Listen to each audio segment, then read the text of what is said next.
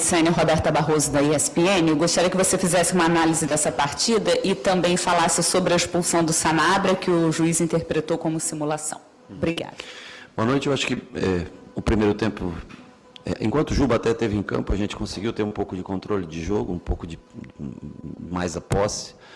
Com a saída do Juba, a gente sofreu um pouco mais até o fim do primeiro tempo. Eu não consigo entender o porquê a gente não consegue competir tão parelho como foi no último jogo. Pegamos o time que mais compete no Brasil, na minha opinião, que é o Palmeiras, e nós jogamos minimamente de igual para igual com eles no jogo passado. Claro que tem o cansaço, tem tudo isso, logicamente, eu entendo, né? A viagem, cansaço, mas nós não conseguimos sequer jogar 50% na parte competitiva daquilo que nós fomos contra o Palmeiras, né? E por isso o resultado, ele no primeiro tempo, principalmente, é um resultado ruim.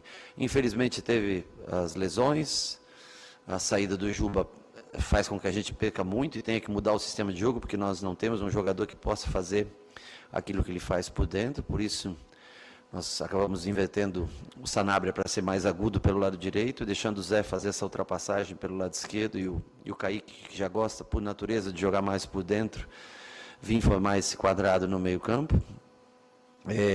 O Zé sofreu um pouco na parte de marcação, é um jogador em formação, jovem, apanhou um pouquinho nesse sentido, depois do segundo tempo até se soltou e foi melhor. E aí, quando a gente volta para o segundo tempo, com as mudanças, infelizmente, numa saída de bola de meio campo, a gente acaba tomando o gol.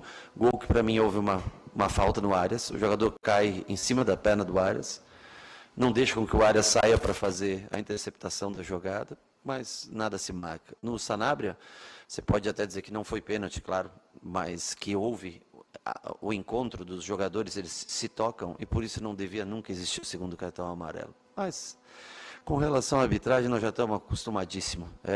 Isso é um padrão quando a gente vem jogar, em alguns lugares principalmente, é um padrão.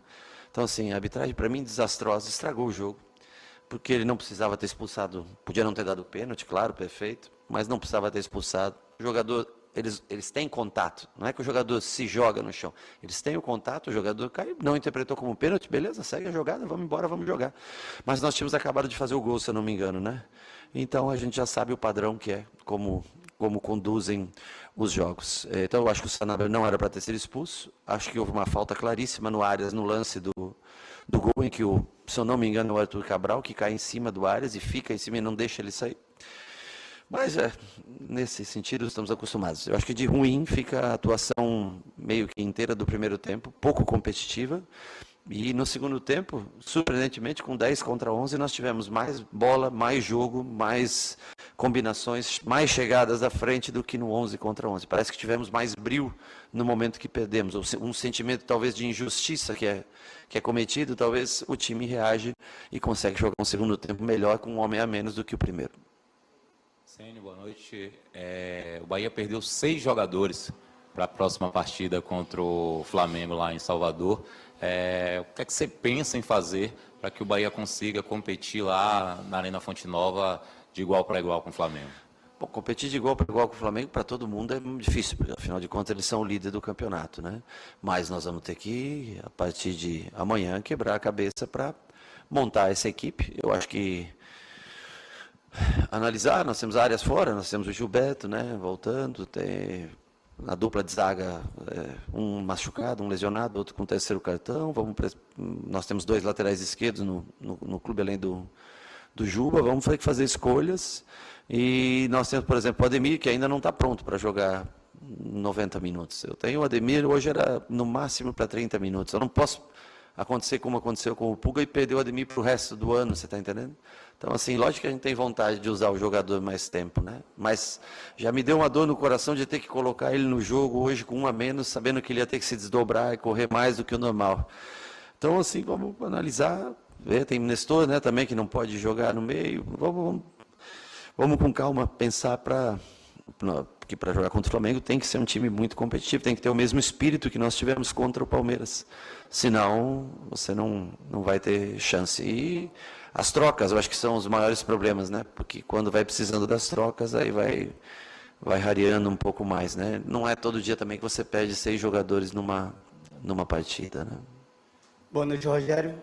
Com relação a justamente essas trocas, no intervalo do jogo, você voltou sem o Everton e se teve algo com o Everton, somente tática mesmo? Não. E a escolha do Thiago, você manteve o William, por que não o Thiago centralizado logo nessa mudança do intervalo?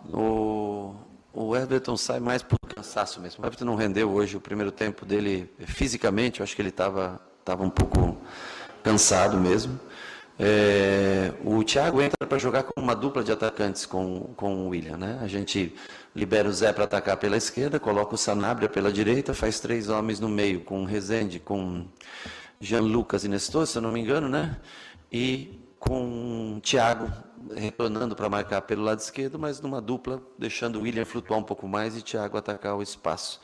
Essa foi a alternativa que nós encontramos para tentar ser o mais agressivo possível contra o Botafogo, mas é uma pena que na saída de jogo a gente toma o segundo gol, né? E depois, aí sim, o William sai, o Thiago vai para a 9, o Ademir entra mais pelo lado, a gente marca mais num 4-2-3 na frente, com um homem a menos, né? Com o Michel, com o Thiago e com o Ademir, com o Nestor e Jean Lucas por trás, e a linha de 4. E na hora com bola tenta atacar com o Zé por um lado, Ademir pelo outro, Michel aí vindo para dentro com o Thiago de centroavante, né? Eu acho que até rendeu relativamente bem diante da circunstância e do homem a menos. Você via que o Botafogo estava na torcida impaciente, pouca gente no estádio, né? Nós tínhamos uma grande oportunidade hoje de chegar aos 43 pontos. É sempre difícil enfrentar o Botafogo, com certeza, mas diante do cenário todo. Mas hoje, fisicamente e em matéria de confronto no primeiro tempo, nós não existimos. Você tinha elogiado, a gente viu nos bastidores, a postura da equipe, como jogou contra o Palmeiras. Sim. Por que o time não consegue desempenhar, Rogério, fora de casa o mesmo futebol e só venceu apenas 3 até o momento no campeonato? Olha, deve ter muita gente no campeonato que venceu também 3 partidas somente fora de casa.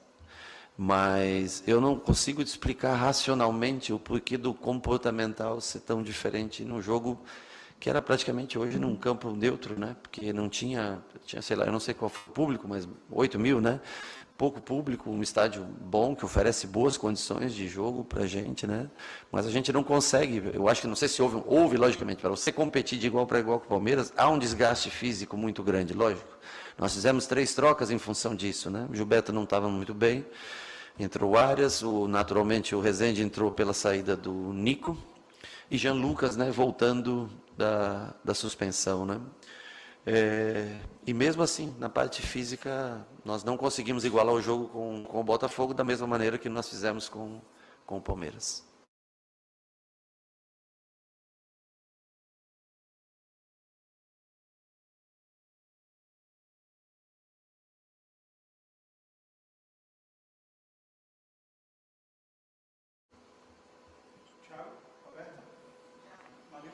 Ok? Mais uma? Não? Tranquilo? Obrigado. Entrevista coletiva mais curta que eu já vi. Rogério Ceni.